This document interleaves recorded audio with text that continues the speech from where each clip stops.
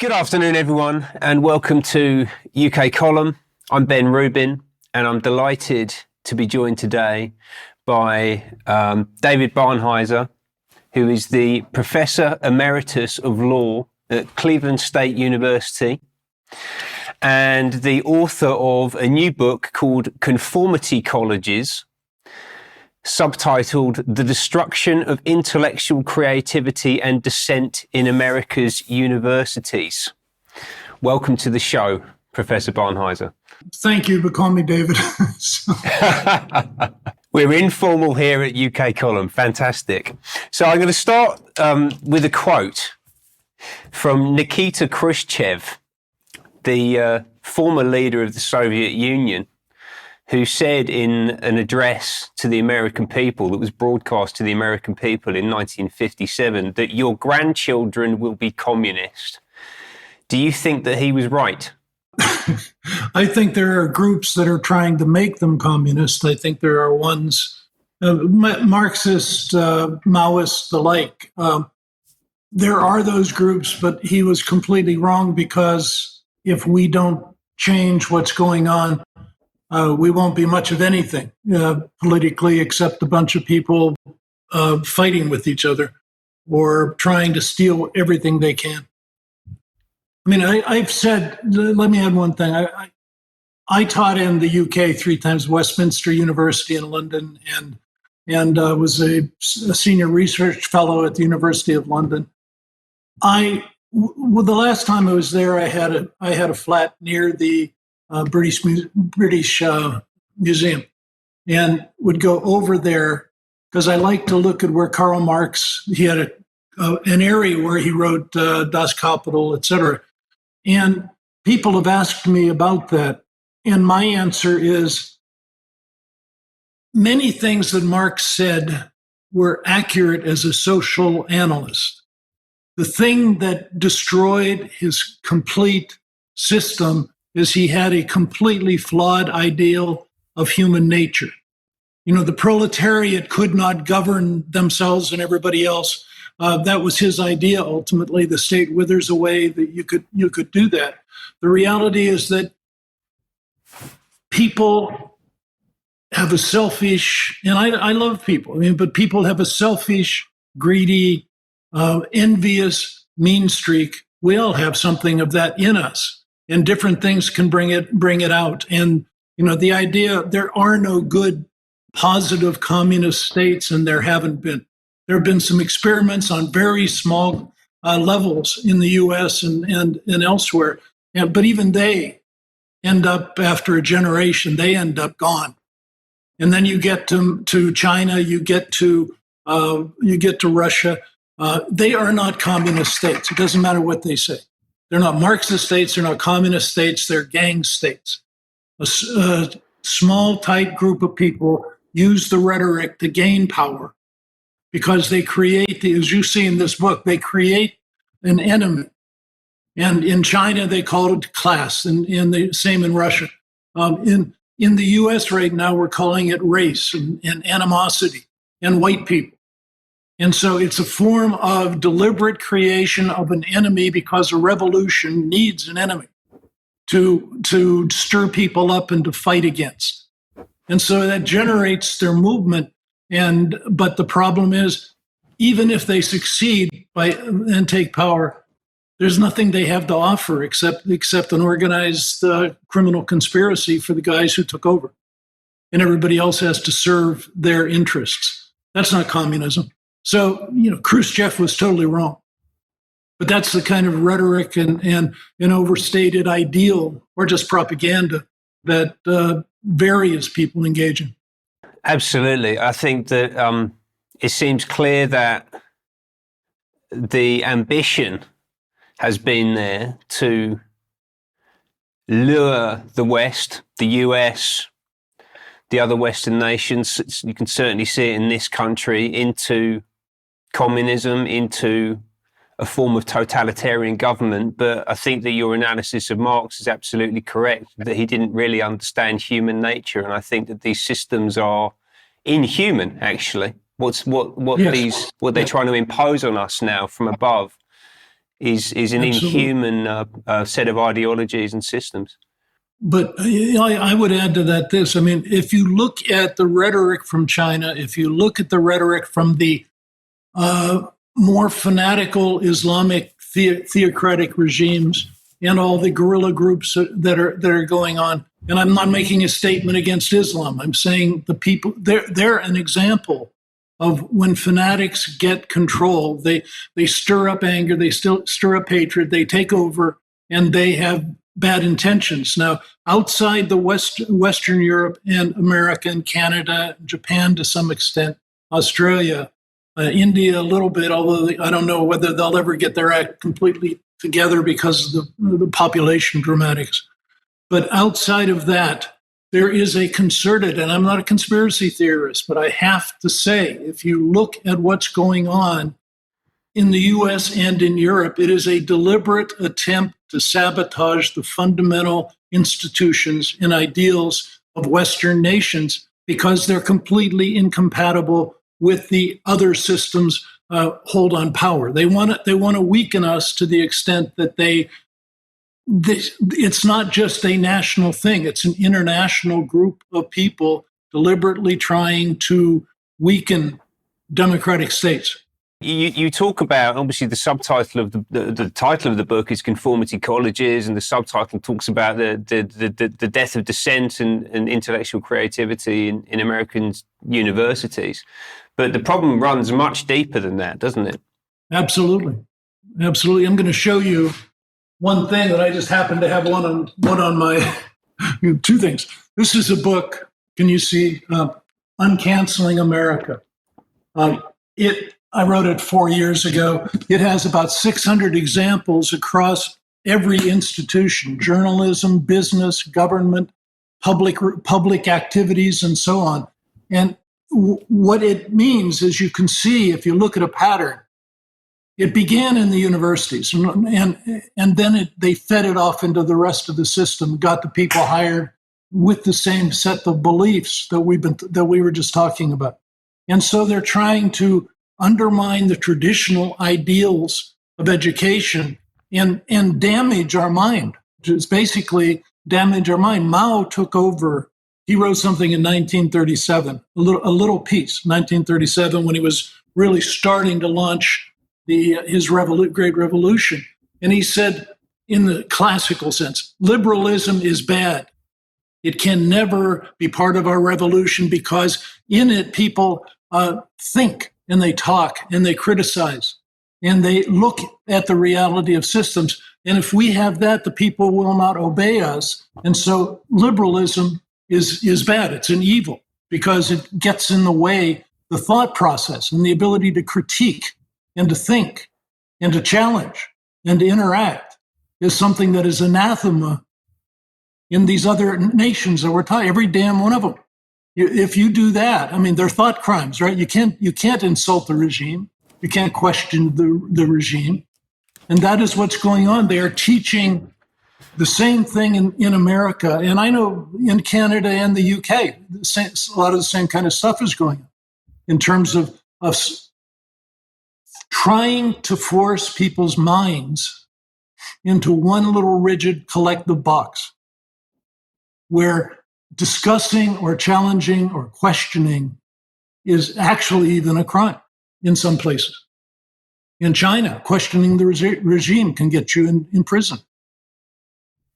And I just saw something in the UK, from the UK the other day, that a woman was reading or asking questions around an abortion area about whether somebody really wanted to get that an abortion, and she was arrested.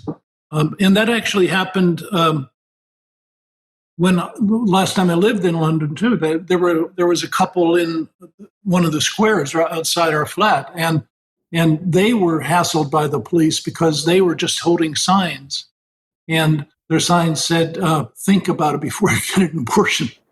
And that became very, very fundamental. That was offensive. You're not supposed to intrude on people or make them feel bad. Yeah, I think it was. She was praying I believe that the crime was Yes. Yes. praying in Yeah. the vicinity. Yeah, absolutely. Which is even worse.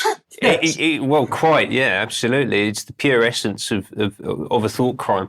I will say it's a remarkable book that you've created. I'm more all credit to you for putting it together. I think that I've not seen a more comprehensive list of examples anywhere else. I mean, we're talking about issues that have been at the forefront of public discourse for quite some time now. We've had people from Andrew Breitbart to David Horowitz to even Jordan Peterson, actually, in the early days of his career, talking about these issues.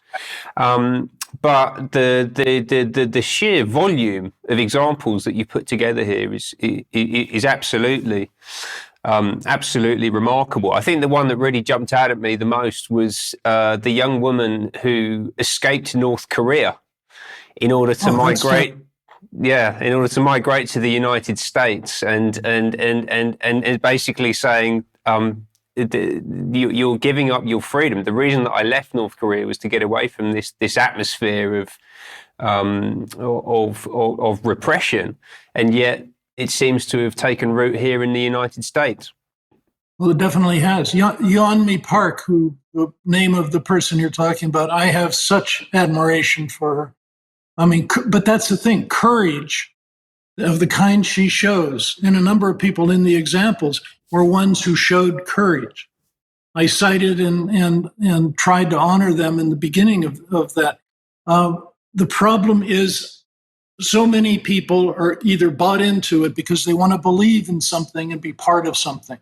And the rhetoric of these movements, for people who don't understand reality, they've always been, a certain group has always been subject to capture by people that they take as prophets or people who are really powerful speakers, and they send them a message that captures their minds so they believe it. It's the nature of prophecy. It's the nature of the fact that we need to believe in something that is we can be part of, that's powerful, significant, and even more important than ourselves. So it's a trap for people. And that's part of what the movement is going on now, because they're using the same ideals that I have no doubt, when we were raised: freedom, opportunity, non-discrimination, fairness, justice. Using that they take that as their narrative and then project failures onto the people they've identified as their enemies or opponents, and say, you're the bigots. You should be ashamed. You're the racist.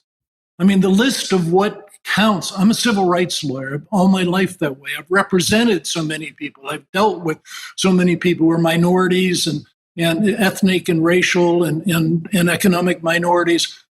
I know they are humans. They are good, many of them good people. Some of them are evil. Some of them were evil, but it's because of who they are as a person, having nothing to do with their race or ethnicity.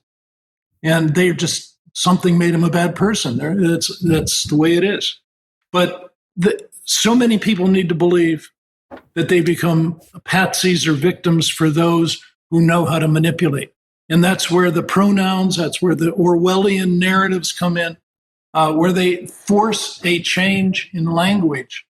The linguist, a very good linguist of maybe 50 years ago, Ruth Anshin, brought it out and said, what people don't understand is that humans do not simply use language.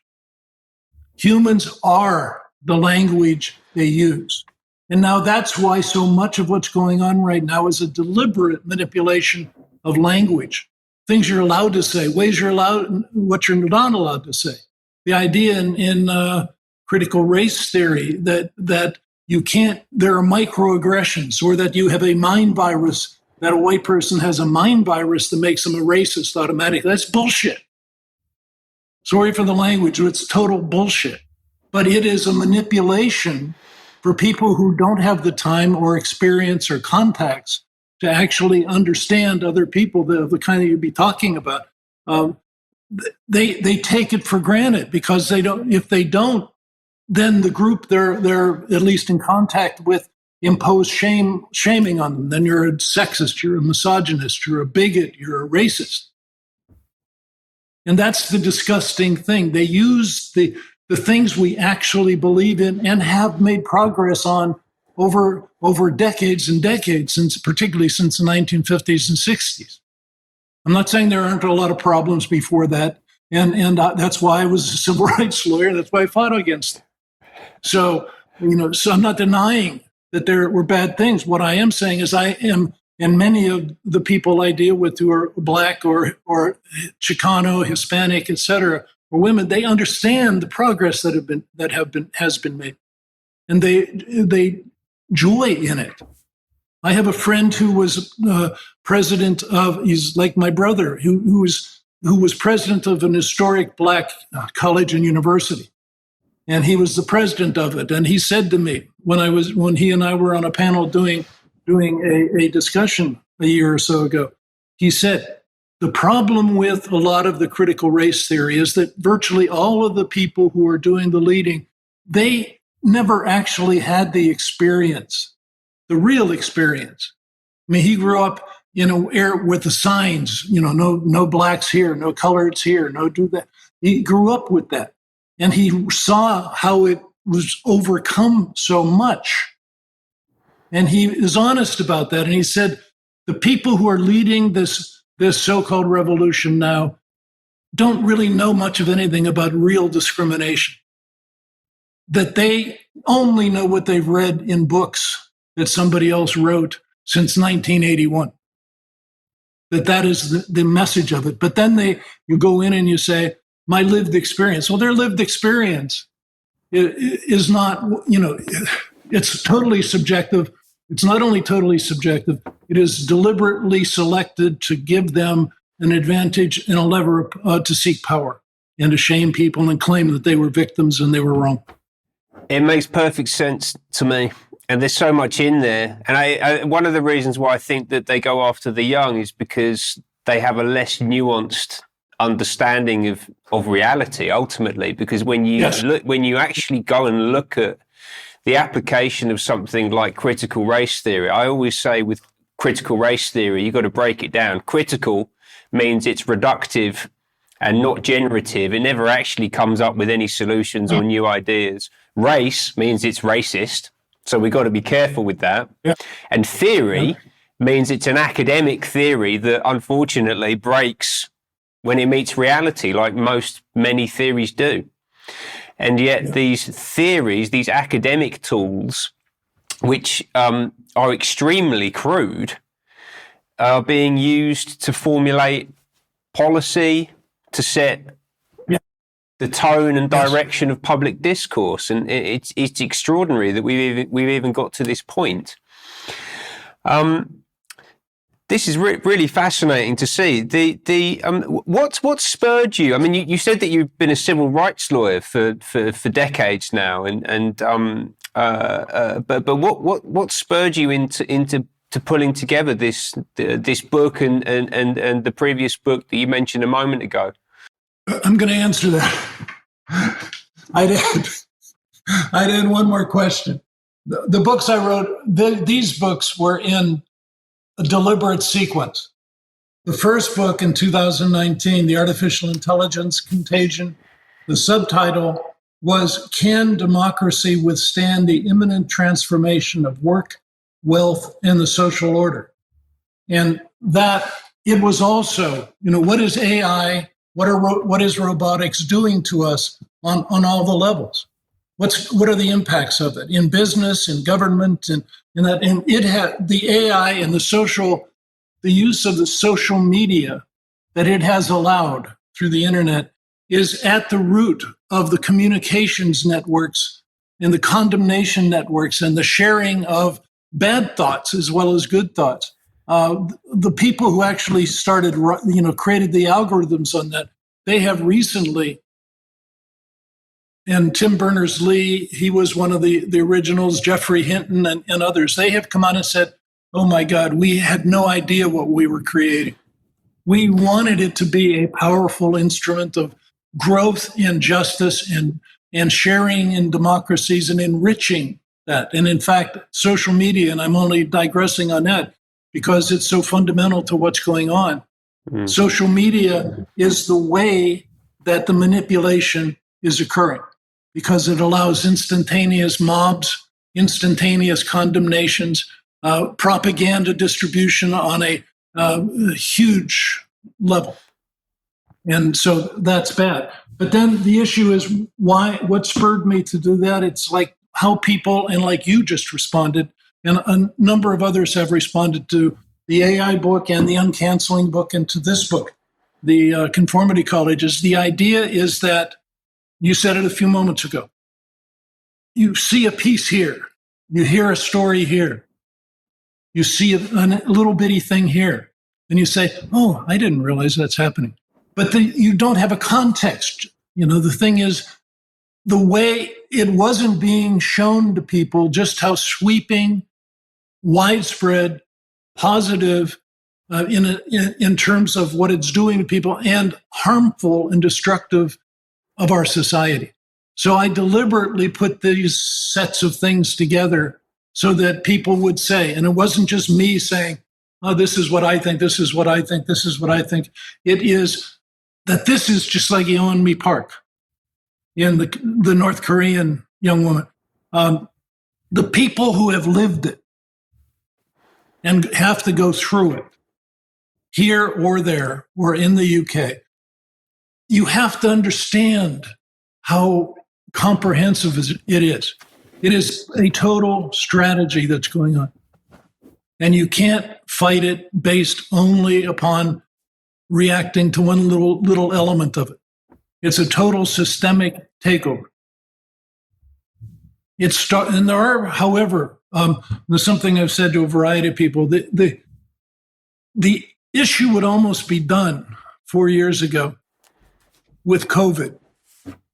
And by that, I mean, so much of it was concealed. In the Uncanceling America, you can see in K through 12 education, the school boards, the teachers were told basically to lie about what they were doing. Just keep doing it, and we'll say, we're not doing it. Now, what happened with COVID, it was a complete lie. What happened with COVID in the in-home projection, Zoom teaching in the US, it was put into the homes, the lessons, and then the parents. What occurred is the parents, usually women, who were taking the educational process as valid and trustworthy, and then all of a sudden they'd walk into the room that the teaching class session was occurring with their children or child, and they would hear what's being said, and they would hear that it's politicized. They would hear the extreme statements that are made, and that their little kids were being inundated with. And that's what led to a lot of the expanding resistance, where now that's what revealed what's occurring. And the idea, with each, again, back to Mao, but also Hitler Youth and the young communists and the like. In that situation, Mao particularly explicitly said, get them while they're young. You get inside their brains because, as you just said a few moments ago, it is a system where young kids and young people are seeking answers, and the teachers are authority figures. They have power in that. It's supposedly objective, but they're giving them that. And then all of a sudden, the teacher is actually, not all of them, there are a lot of really good teachers, but a lot of those are resigning and retiring, leaving the field because they can't take it anymore, to the fanatics, or the brainwashed teachers and administrators who are working on their children's minds. I know it sounds crazy, but I'm sorry, it is not. That is what's going on. No, absolutely. I think that one of the most remarkable things of the whole COVID era was seeing really an inversion of the relationship between the teachers and the students. The teachers are supposedly there to protect the students, and yet the zeal with which the teaching profession and the unions in this country, and I'm sure it was the same in the US, were so happy to go along with lockdowns, masking, mandates, essentially to protect themselves at the expense of the children. I mean, it was quite a remarkable thing to watch. And actually, this reminds me of. I'm going to misquote David Horowitz, but I watched a talk that he gave a few days ago. It's a recording from 2015. It was about a book he wrote called the Black Book of the American Left, I believe it was called. And his view is that to be a leftist, you have to be dishonest at a fundamental level about everything that your beliefs represent.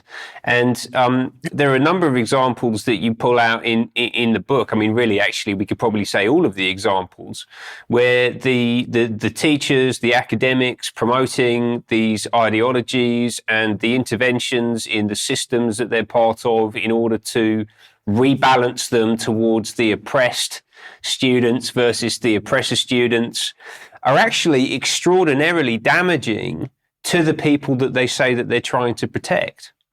And I would continue that. I mean, first of all, it's disgusting. It's dishonest. They're supposed to be teaching children truth. But see, they're such fanatics but a lot of it is just like, I'll give one little idea.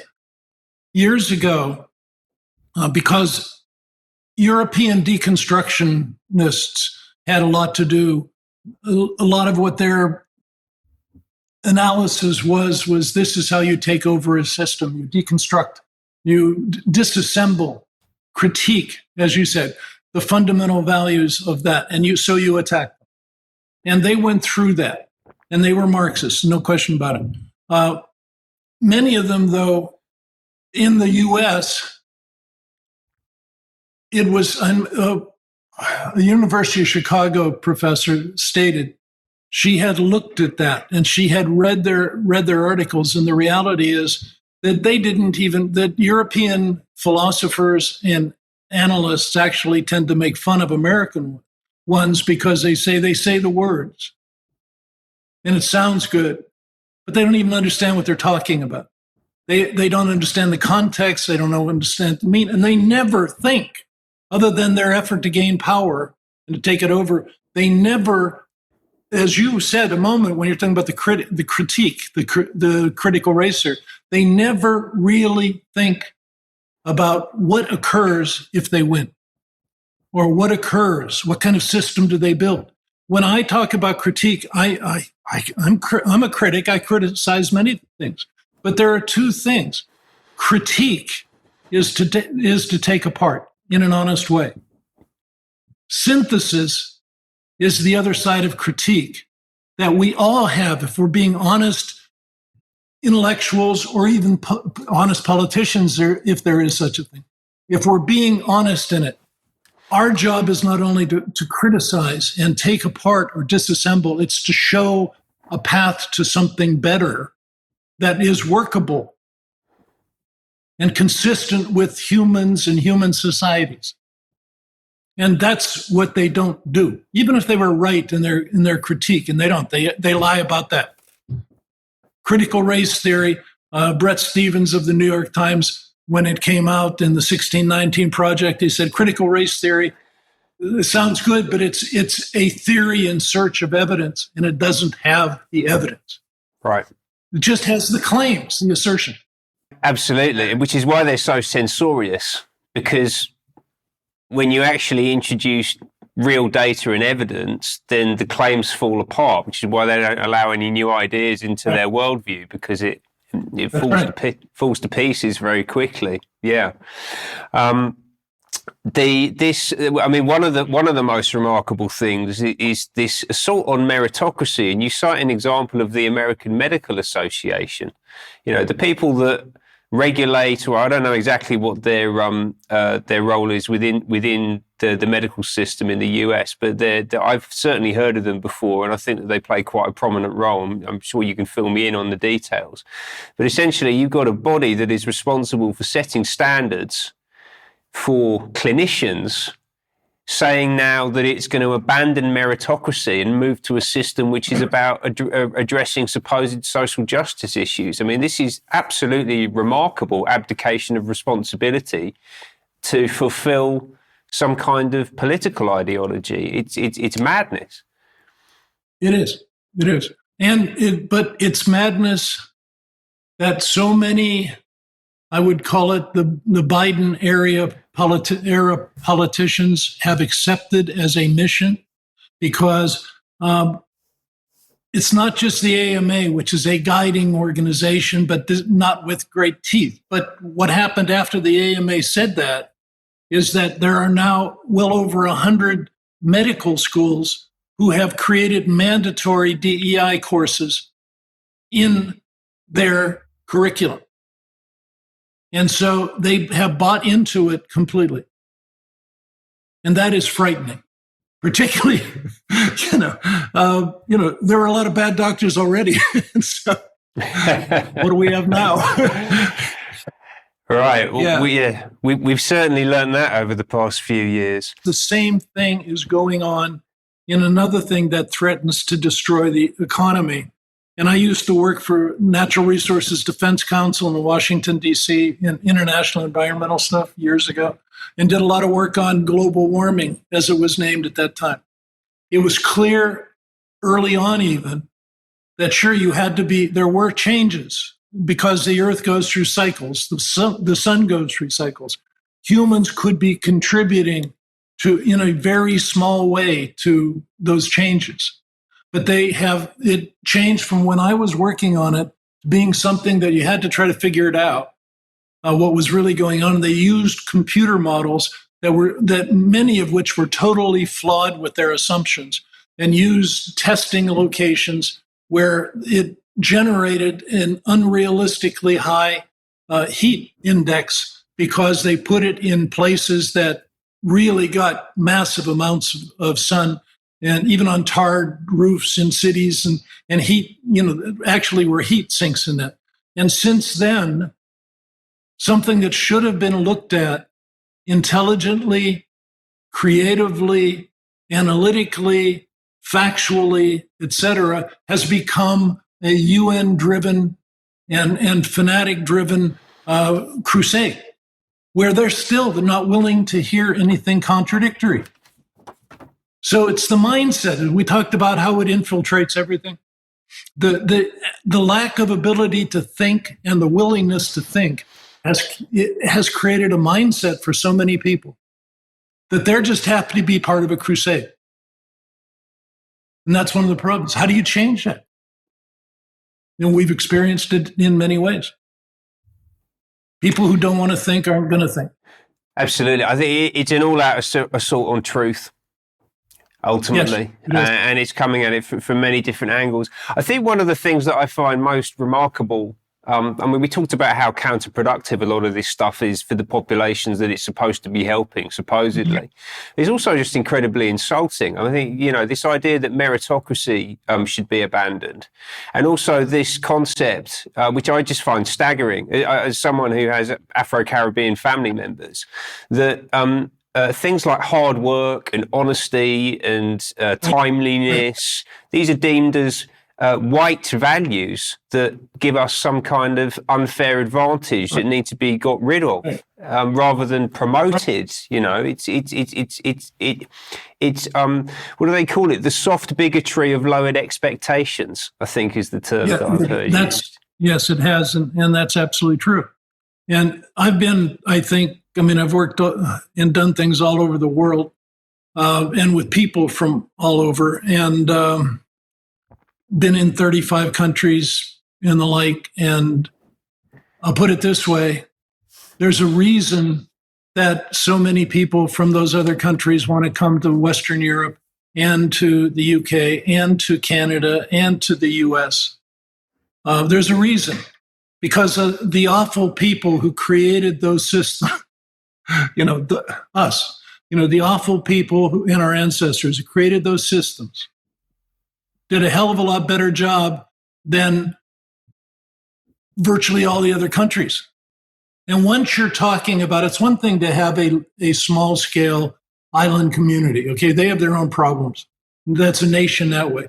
But when you get to the level of complexity and diversity that we are experiencing now, you have to have people who you either have, like the US, you could say, is made up of God knows how many different tribal groups. So if you emphasize tribalism and identity, you disintegrate the fundamental elements of a nation, of a complex nation. And we are not dealing with the fact of what does diversity and complexity do if part of that is to make you hate the thing that created it and that made you want to be there. It disintegrates it. And that's what's happening to the cultures in many of our countries. And it's a deliberate thing, because selling the idea we're supposed to just value identity, narrow identity analyses over a sense of community. What they're doing is isolating into collectives, small, tight, fanatical collectives. Instead, and they have lost the whole feeling of what a community, a diverse community, needs, which are many of the values you just talked about in merit. The people have to be fed, right? So you want people who actually can create the crops. You want people dedicated to hard work. You want people doing all this stuff, because the economic demands on countries of our kind are so massive, as you keep saying. People, where the hell is the trillions of dollars the U.S. is spending coming from?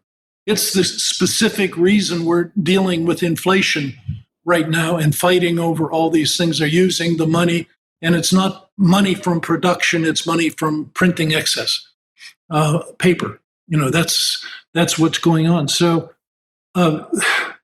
we have to come to grips, and I don't know that we can, with how you recreate a sense of community in an extremely diverse system that we still want to think of as a democratic republic that allows growth, expansion, opportunity, justice, and all those things.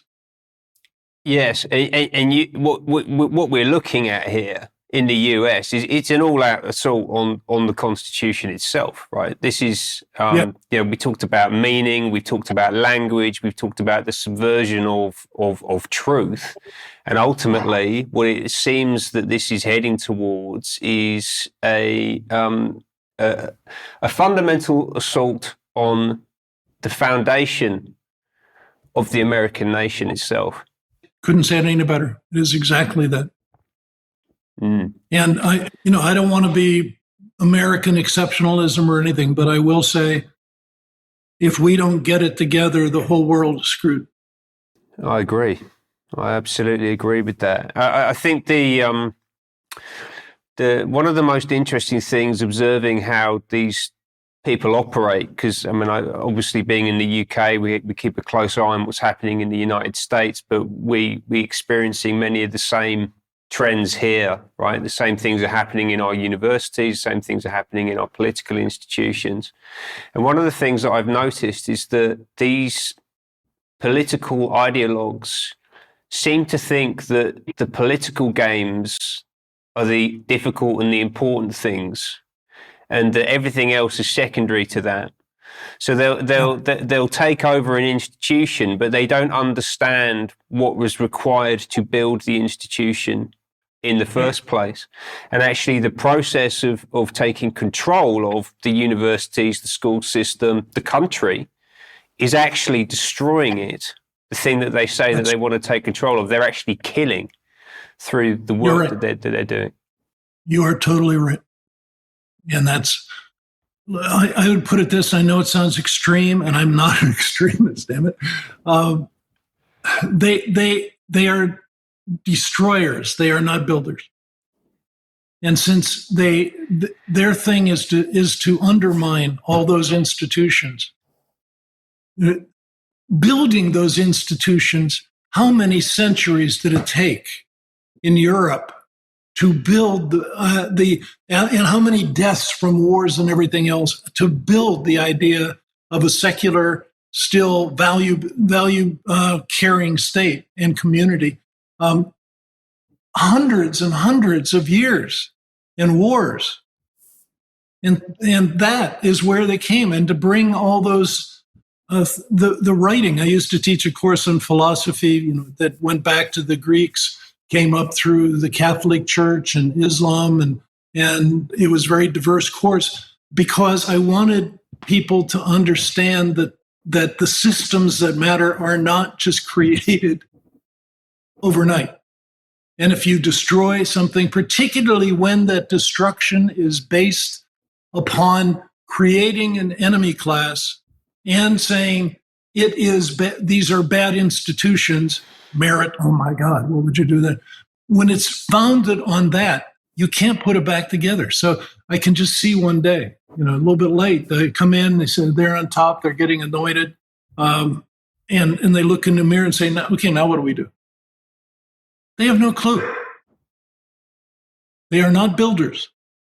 They are destroyers.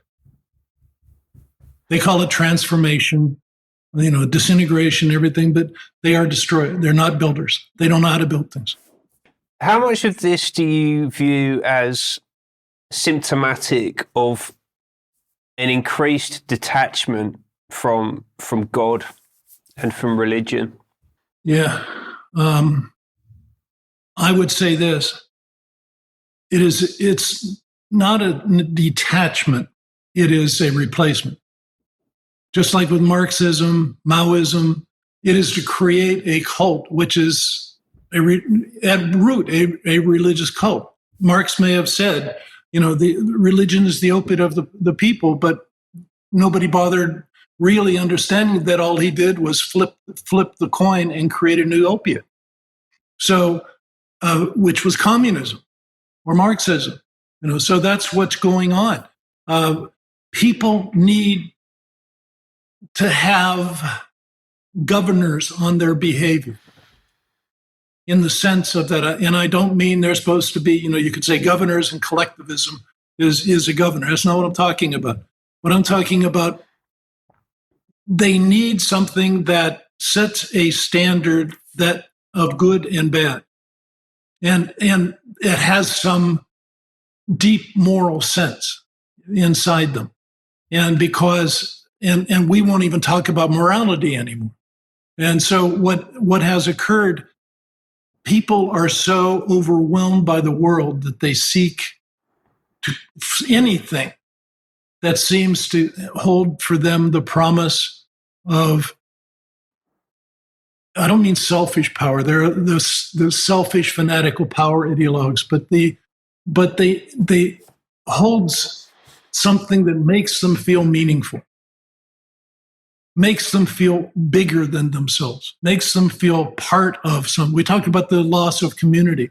Well, they're trying to recreate their own community, and the problem is the people who are doing it using statements and things that are not healthy for a community. People need to understand that there is good and bad, there is right and wrong, and we have to agree as a community on what it is. I'm not saying it automatically that everybody knows, but we have to be able to say, this is what. And I used to actually, funny on that, I used to actually, partly in my philosophy class, bring out this terrible, tragic thing, which is called the Ten Commandments.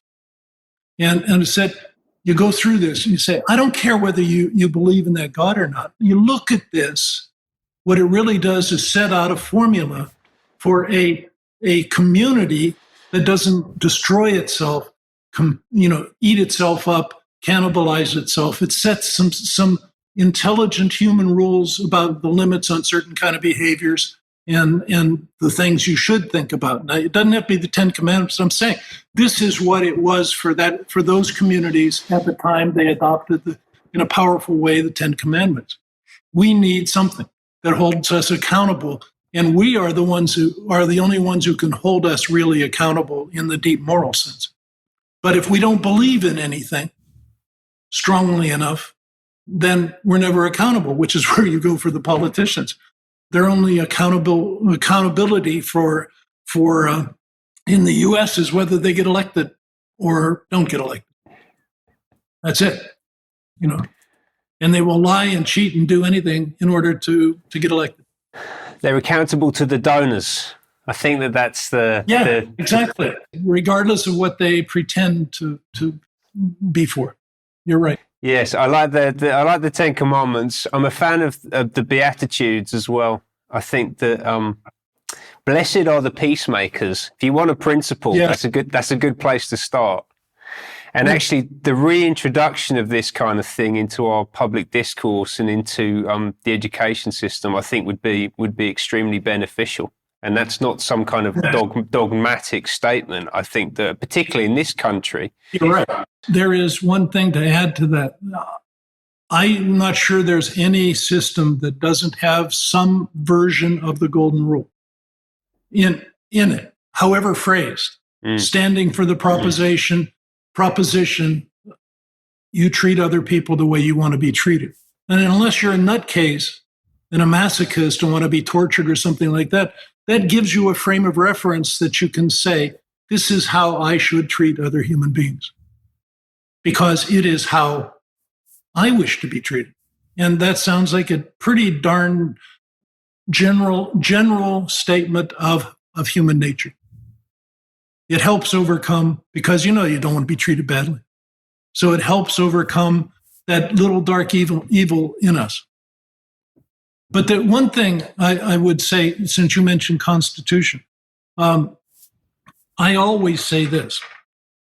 James Madison, one of the framers, you look at him, he emphasized in the Federalist Papers the idea of the Constitution. There are always factions. Factions inevitably arise, and they compete with each other. And they compete with each other politically, and they try to get advantage and everything. And he said, you have to mute the factions. You have to create mechanisms that mute that. And John Locke, in terms of the role of the judge, said much the same kind of thing. But if you take that, what it means is that the Constitution itself was created deliberately by the framers, however people think about them, created deliberately by the framers to diffuse power, because they understood the Nietzschean human urge to power, will to power. So if you look at that, the Constitution was created so that power had to be shared across states, federal government, agencies, local government, different roles in ways, no overarching religious Holy Roman Church or Anglican Church in that, or Church of England in that.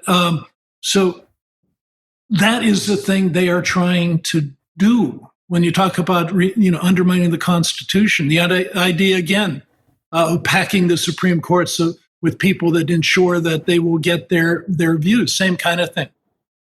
Doing away with some mechanisms like just congressional senatorial mechanisms that delay rash judgments so that there can be debate and with these people who are supposed to be representing the entire community. And it is systemic. I mean, you've talked about the Supreme Court there, but even some of the statistics in the book relating to the makeup of faculty, right? So actually, the number of self-identifying leftist or progressives versus conservatives, I suppose, would be a way of describing it. It seems clear that many of these institutions have been completely captured already, and it seems like it's been like this for some time now. It has, but it's been a progressive thing since the early 70s. It's a kind of thing where, again, they tried to recruit me when I left Harvard to go teach in Cleveland.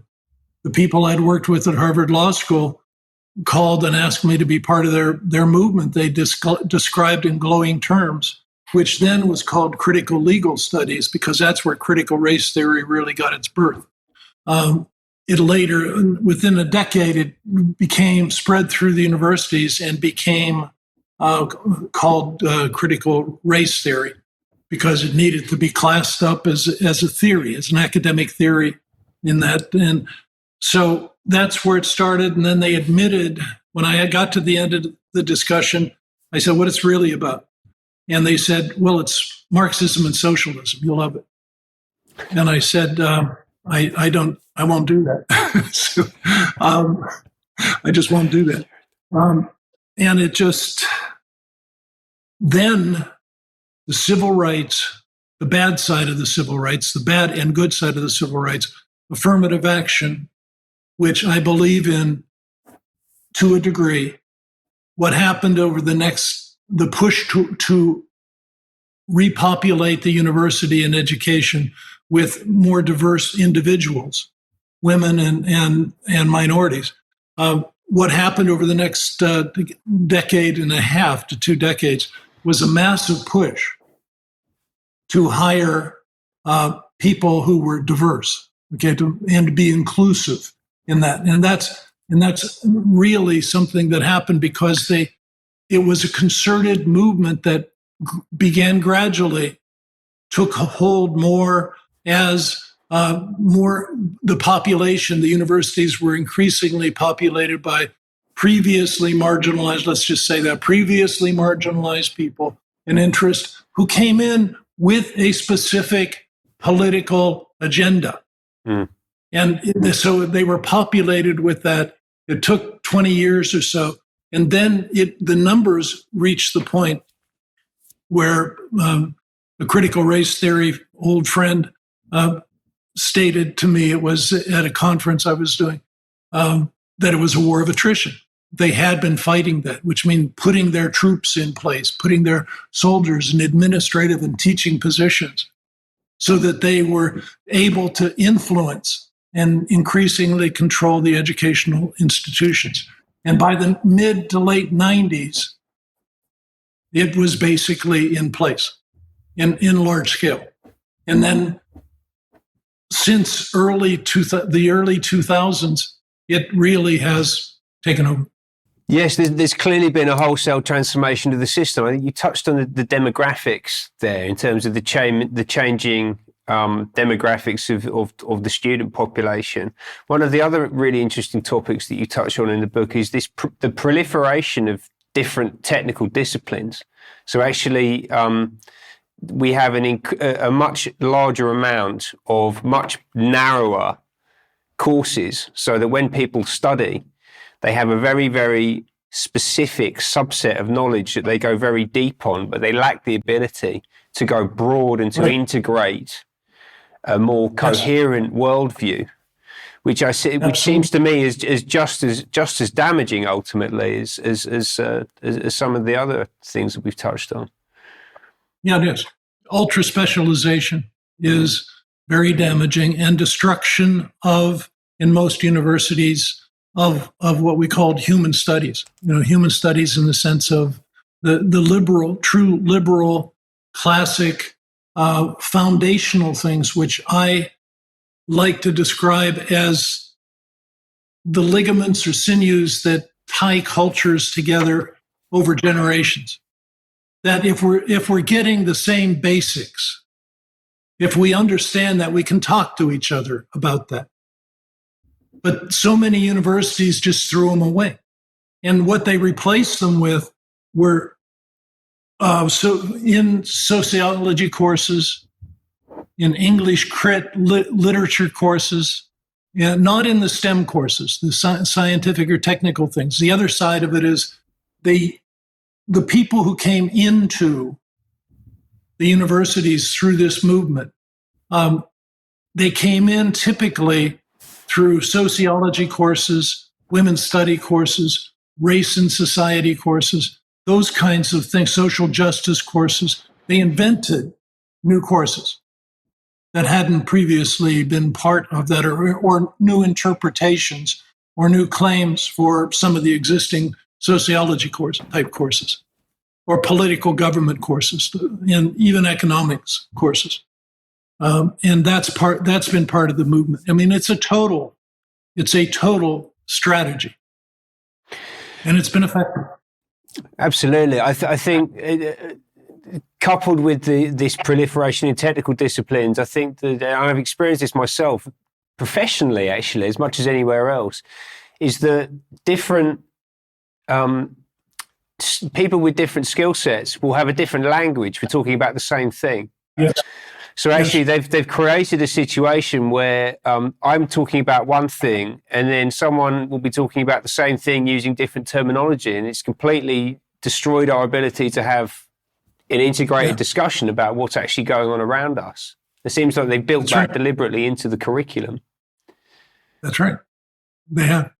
So we need some kind of renaissance, right? I mean, that seems to be on the agenda. Like there were periods in history in ancient Greece, ancient Rome, the medieval Europe, where we've had great flourishings of intellectual and artistic and spiritual and economic innovation that have gone to, they've really provided the foundations for our civilization, for all of the health and the wealth and the prosperity that we've had over millennia. It feels like we're due a moment of renaissance. Do you think that the university system can facilitate that? Can they redeem themselves, or does that need to happen outside of the existing paradigm? I think the fanatics, the ideologues within the university system are so well placed that they will not do it themselves. And I understand the people who are keeping their heads down because their careers can get destroyed overnight if they did speak up inside. But one thing that is happening is, and I hate this, but it's necessary, is that a number of states in the US are beginning to pass resolutions, state legislatures, resolutions that withdraw funding for DEI programs. And that is very important. Arkansas, I think, just did it. Florida did it. Texas did it. But it's a growing movement. And Indiana, it can be a very dangerous movement too, in terms of if the university were actually doing what it should be doing,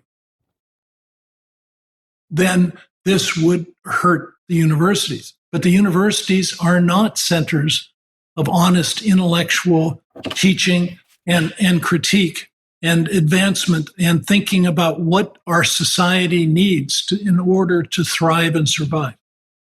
As we said, they're undermining it. So they've shown that the people in power in those universities cannot be trusted. There are interesting thing. There are efforts, and I was just talking to a friend who's a mainstream university president the other day, a different friend, and we were actually talking about trying to see if it made sense to construct a consortium of 10 to 15 flagship state public universities that affirmatively, as a group, start pushing what you're calling a renaissance and admitting the evil that is going on. He actually told me he now takes this book and it's right on his bedstand, and he reads some of it every day. And I'm glad to hear that, because I have great respect for him. But that's the kind of thing that has to occur. It's a combination of independent governments and a very strong thing, which I have found, this is like the 20th interview that I've done on this book over the last 6 weeks.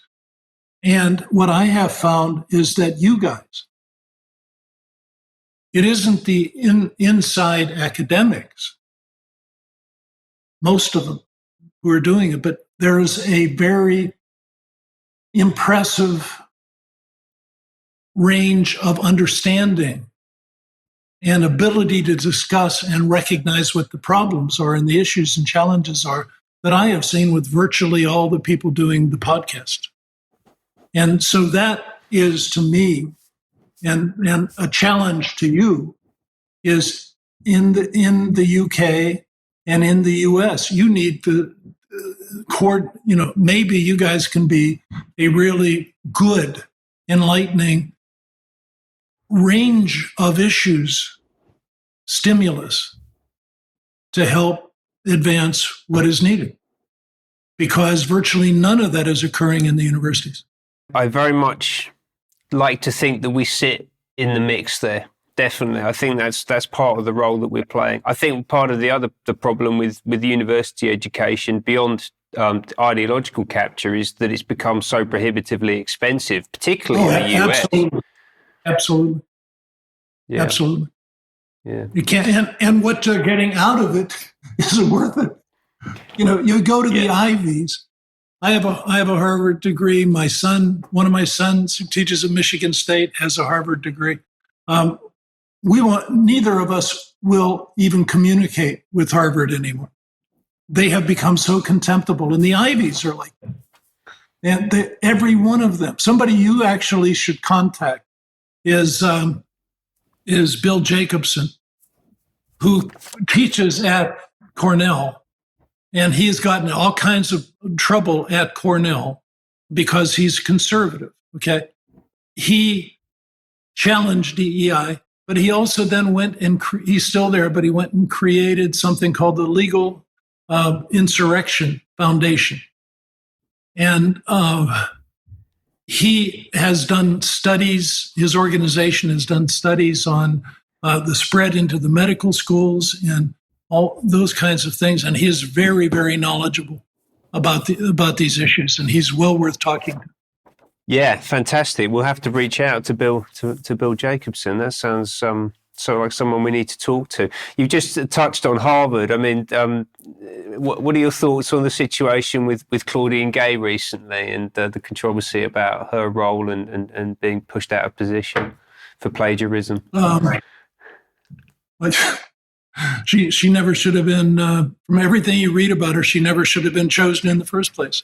It's an example of the way, for reasons of diversity, in the whole thing, that universities are pushing some people, not all by far, but there was nothing in her background other than she was Black and a woman.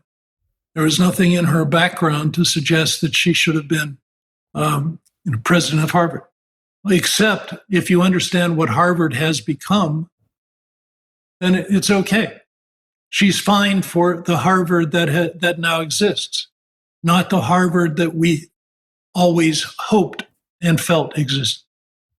And the same thing is occurring at most of the other Ivy League schools, whether it's a screwed up presidential appointment or just behavior and the dumbing down and the warping of the ideological warping of what the faculty is doing. You were seeing exactly the same thing happen in Oxford and Cambridge and other universities around the UK. Yeah, I said there are parallels between that. And, Canada is going through much the same thing. And with Trudeau, it may even be becoming worse. So, I mean, what he's doing on language issues and things. But remember, the language thing is a deliberate strategy. You control the language. When they first started using the word hate speech, hate crimes, and haters and things like that in the early 90s, usually, that was deliberate also. And because it also makes you look at each other. You say something, somebody says, you're a hater. Well, that's a fundamental thing. Goes to the core of you. And so you say, am I really? No, all I did was say, I don't agree with something. Well, then you're Islamophobic, or you're, anti-women, all the things. Now, the only way that, the real haters are all the people condemning, and you will see this in the bylaws or the things from 1968 in the movement, the expansion of women's studies in universities, and then the critical race theory information that they now screen potential faculty candidates on, where you have to swear allegiance to, literally, you have to swear allegiance to show what you have done in the past that advances racial and social justice issues, swear allegiance to it, and promise to work for it in the future. And this is anything you're being hired for. Work for it in the future to achieve this, and so forth. I mean, it's loyalty oaths. Being forced to commit to loyalty oaths just to get hired. Yeah, it's like they're like religious zealots. I think They are. No, they're not like religious zealots. It's their religion. They are religious zealots. It's just they invented their own religion. Quite. Fantastic. Look, David, I feel like we could sit here all afternoon, actually, and I would love to because I'm really enjoying the conversation. But I have one final quote I'd like to put to you from the book, which I loved, which I hadn't heard before, which was from Voltaire. If you write odes to the monarch, you will be well received. Enlighten men and you will be crushed. That's very apt. But who is the monarch? Is there someone controlling this? I got asked that question yesterday, and it's a collective group. I mean, there are leaders. I mean, Ibram Kendi at Boston University, I think, he's making a fortune off stirring this up and keeping it going. Nicole Hannah Jones, who wrote the 1619 Project, the New York Times pushed on that. Her book, she gets a fortune in speeches, and her book on 1619 variations in that, even though it's been savaged as so many wrongful statements, is being used in many K through 12 courses. So she's making the publisher, she's making a lot of money of this. Booker, but there are organized groups too. Think about that. Hundreds and hundreds of millions. The University of Florida just said they had to cancel their DEI programs. That means they get $5 million they were paying in salaries to their DEI personnel, just one university. And there are a number, University of Virginia, way worse. So we're talking about hundreds and hundreds of millions of dollars, if not by now a billion or two, going to the DEI departments that are in functional control of the universities. Because if you get them pissed off at you, angry with you, you break their rules, they'll come after you. And they have the ability to do that. Condemn you. You're a racist. You're not doing that. We can't have a racist in this university. And the definition of what a racist is totally within their subjective and political and ideological power to interpret. I'm sure by now they would call me a racist, and I'm one of the farthest people from that. What I am is an honest analyst with great experience in this whole field. And I'm not taking bullshit from anybody. Well, good for you. And I think that we all need to stop actually taking bullshit from people on these specific topics. Yes. Yes. So David Barnhizer, thank you so much. Author of, amongst other things, Conformity Colleges, The Destruction of Intellectual Creativity and Dissent in America's Universities, which is out now, I believe. Oh, yeah. It's been out since January 16th. Okay. I highly recommend it. I really enjoyed it. As I said at the start, it was one of the most comprehensive looks at this specific issue that I've come across. And I would highly recommend people to pick up a copy.